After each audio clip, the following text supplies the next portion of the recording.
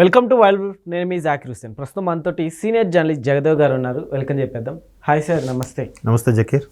Mangalagiri MLA Nara Lokesh గారు మాజీ CM Jaganmohan Reddy గారి పైన కొంచెం ఫైర్ అయినట్టు తెలుస్తుంది సార్, ఏంటి ఫైర్ అవ్వడం అంటే ఈ మధ్యకాలంలో జరిగిన కొన్ని అరెస్టులకి, కొన్ని అరాచకాలకి అవి నిజాలు అయినా పోలీసులు వాళ్ళ పని చేసుకుపోతున్నా ఏమీ అనలేక ఏం చేయలేక పోలీసులను గుడ్లోడు తీసుకొడతా, తర్వాత రెడ్ బుక్ రాజ్యాంగం అని అంటున్నారు.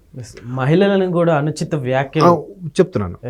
అసలు ఒకప్పుడు లోకేష్ గారి పేరెత్తడానికే ఇష్టపడని వ్యక్తులు ఈరోజు లోకేష్ గారి పేరుతో రెడ్ బుక్ రాజ్యాంగం, లోకేష్ రాజ్యాంగం అనే మాట్లాడుతున్నారు. సో అది గొప్ప విషయం నిజంగా, ఆయన పేరుని తలుచుకునేలా చేస్తున్నారు.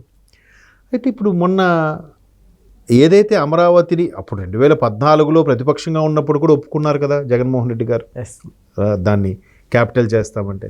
19 వచ్చాక సీన్ రివర్స్ అయిపోయింది. మా సీన్ వచ్చింది, మా టైం వస్తుంది, కొడతామన్నారు. అట్లా ఇలా కొట్టారు. ఏది మీరు ఒక మనిషి మీద ఉండే కక్షని, ఒక మనిషి మీద ఉండే ద్వేషాన్ని ప్రజలందరికీ ఇబ్బంది కలిగించేలా చేశారు. ఓకే, రైతుల్ని అంత ఇబ్బంది పెట్టి, పైగా అక్కడ ఉండే వాళ్ళు కూడా అట్లాంటి వేశ్యల రాజధాని అని అనడం అనేది చాలా తప్పు మాట. ఫ్లోలో అనేసాము, రాజకీయపరంగా అన్నా, వేరే ఉద్దేశం కాదు, ప్లీజ్ ఏమనుకోవద్దు అని క్షమి అంటే ఒక మాట అయిపోయింది కదా. దాన్ని మళ్ళీ రాజకీయ దుమారం చేయడం, మేమేమన్నాం, ఎందుకు అనకూడదు, ఎంతకన్నా దారుణమైన వ్యాఖ్యలు చేయలేదా? అసలు ఎప్పుడు ఈ ఇలా వచ్చే వ్యాఖ్యలు చెప్పండి. 2019 తర్వాతే వచ్చే ఈ వ్యాఖ్యలని. ఆడు ఈడు అనడం, సన్నాసి అనడం, 420 అనడం, అమ్మ ఆలి తల్లి చెల్లిని కూడా వదలలేదు కదా. షర్మిలమ్మ గారికి ఎంత అవమానం జరిగింది చూసాం. సొంత రక్తం కదా, ఆవిడని అవమానిస్తే ఎవరిని అవమానించినట్టు. పోనీ మొన్న భారతిరెడ్డి గారిని ఎవరైతే అనుచిత వ్యాఖ్యలు చేశారో వాడిని ఏం చేశారు? సస్పెండ్ చేశారు, అరెస్ట్ చేశారు. వెంటనే ఆయన అరెస్ట్ చేశారు, విడుదల చేశారు. సరే, విడుదల చేశారు. మీరు చూస్తున్నారని యాక్ట్ చేయడానికి డ్రామా ఆడారు అనుకుందాం కాసేపు టీడీపీ వాళ్ళు. అదే డ్రామా మీరు ప్లే చేయొచ్చు కదా. విజయమ్మ గారిని, షర్మిలా గారిని అవమానించిన తర్వాత వాడిని కొట్టి వాడిని అరెస్ట్ చేసి వదిలేయండి పోని. అంటే ఎవరైనా నలుగురు చూస్తే ఏమనుకుంటారని కూడా సెన్స్తోనే బిహేవ్ చేయండి. అలా కూడా చేయలేదుగా, ఎవ్వరు ఖండించలేదుగా.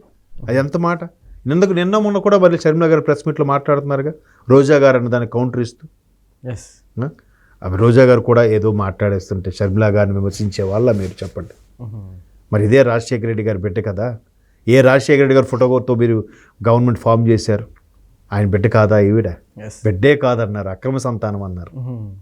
ఎంత మాట అండి అది. సో అంటే వీళ్ళు మహిళలకి ఎంత గౌరవిస్తున్నారో మనకు అర్థమవుతుంది.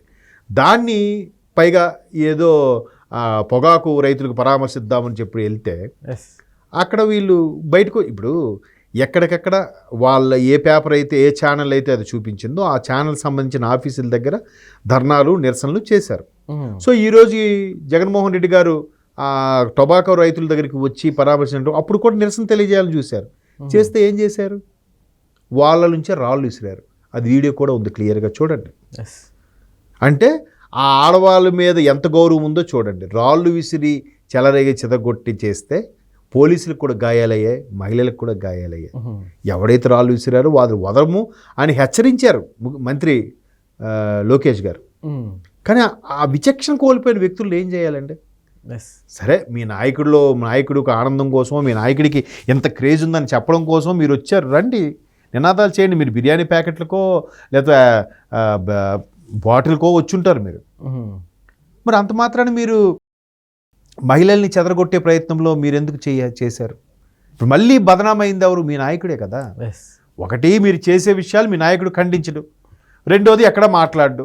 వచ్చినా కూడా ఇలాంటి అల్లర్లు దిల్లర్లు బయటకు వస్తున్నారు తప్ప మిగతా సమయంలో రావట్లేదు. ఇదే ఖండించేతనము, ఇదే మహిళలకు గౌరవం ఉంటే మీరు అసెంబ్లీకి వెళ్ళి మాట్లాడండి. అసెంబ్లీకి వెళ్ళి మాట్లాడుతున్నారా? లేదే. నాకు ఎంత టైం ఇస్తారో నాకు అంతే టైం ఇవ్వాలి, అంతే మైక్ ఇవ్వాలని మాట్లాడుతున్నారు. ప్రజల సమస్యల మీద పోరాడాలనుకున్నప్పుడు మైక్ ఇవ్వకపోయినా వెళ్ళి ఆ పోడియం వరకు వెళ్ళి ఫైట్ చేయండి. బయటకు వచ్చాక మీడియా లాంజ్లోకి వెళ్ళి మాట్లాడండి. అలా మాట్లాడలేదు కదా.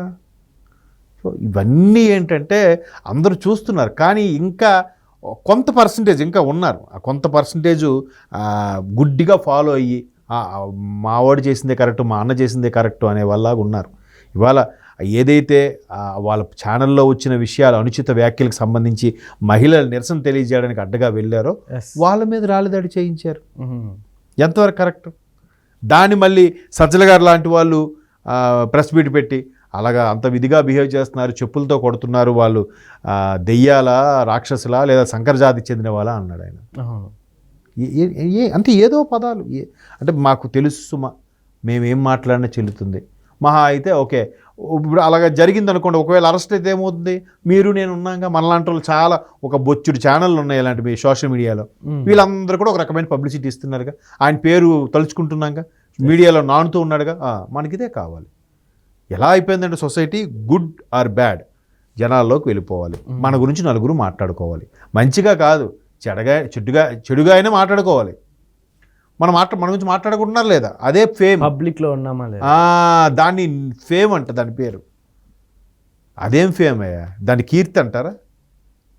నేమ్ ఫేమ్ అంటే అదే. అట్లా తయారయ్యే రాజకీయాలు. ఎంతసేపు దిగబట్టడం, అంటే సబ్జెక్ట్ లేనివాడే ఇలాంటి మాట్లాడతాడు. ఇప్పుడు ప్రభుత్వం ఉంది, మీరు ఇన్ని పథకాలు అనౌన్స్ చేశారు, ఎన్ని ఇచ్చారు, ఎందుకు ఇవ్వలేదు, ఎందుకు ఇంకా డిలే అవుతుంది, మీకేం చేత కాదా, మీరు చేయలేరా, ఇలాంటి ప్రశ్నించు. అవి చేత కానప్పుడే భార్యల వైపు, తల్లుల వైపు, బిడ్డల వైపు అసభ్యంగా ట్రోల్స్ చేయడం, వాళ్ళ బాడీ షేమింగ్ చేయడం, అసభ్యంగా మాట్లాడడం, అవమానకరంగా అక్రమ సంబంధాలు పెట్టడము, ఏఐ టెక్నాలజీ ఉపయోగించి సోషల్ మీడియాలో పోస్ట్ చేయడం, ఇది కాదు కదా. ఎన్నాళ్ళు నిలబడవు ఇలాంటివి, ఇలాగ వచ్చే రాజకీయాలు. ఇప్పుడు బాగుండొచ్చు, తర్వాత పోనీ ఇక్కడ ఏదైతే ఆ చేవెళ్ళ తమ్ముడిని సస్పెండ్ చేసి అరెస్ట్ చేసిందో టీడీపీ, కనీసం ఒక్కరు ఖండించలేదే షర్మిలమ్మ గారి గురించి మాట్లాడినప్పుడు.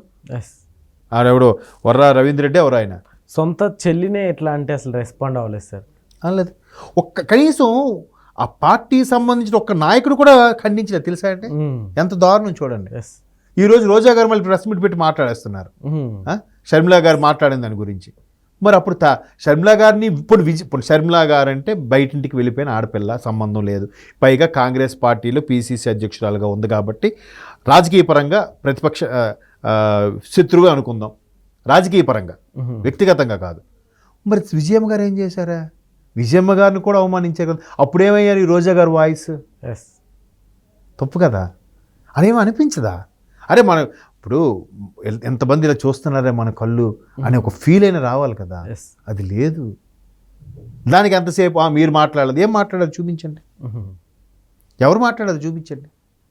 ఆ చూపించినోడికి వెళ్ళి చెదకొట్టండి. కనీసం ఆ దరిద్రుడు వాడు వేస్ట్ ఫెలో, వాడికి శిక్ష విధించండి, వాడి ఇది చేయండి అనే ఒక స్టేట్మెంట్ అయినా ఇవ్వండి. ఇవ్వలేదు కదా. ఇట్లా మాట్లాడి వీళ్ళు మహిళలకి ప్రాధాన్యత అని అంటే, అందుకే మొన్న 92% పోలింగ్ ఎందుకు వచ్చింది? మూల కూర్చున్న ముసలమ్మ, మహిళ, ముసలి, ముతక అందరూ వచ్చి ఓటేశారు కాబట్టి 11కి పరిమితమయ్యారు. అంత భారీ పర్సంటేజ్ ఓటింగ్ ఎందుకు వచ్చింది? అమ్మో ఇలాంటి వాళ్ళు ఉంటే ప్రమాదకరం అనే తీసేశారు. ఓకే, లోకేష్ గారు మండిపాడే ఉద్దేశం కూడా అదే. మహిళల కోసం అని అన్నారు, తీరా మహిళలు నిరసన తెలియజేయడానికి వస్తే మీరు చేయించింది ఏంటి? ఆ వీడియో కూడా షేర్ చేశాడు ఆయన. రాళ్ళు రూగుతున్నారు వీళ్ళు, దాన్ని కూడా చెప్తారు వీళ్ళు. ఎవరో టీడీపీ మోకలే మా దాంట్లో దూరిపోయారా, మీ మధ్యలో దూరిపోతుంది సినిమానా? చెప్పండి. ఓకే, కాదు కదా. అంతే. Okay, okay sir, thank you.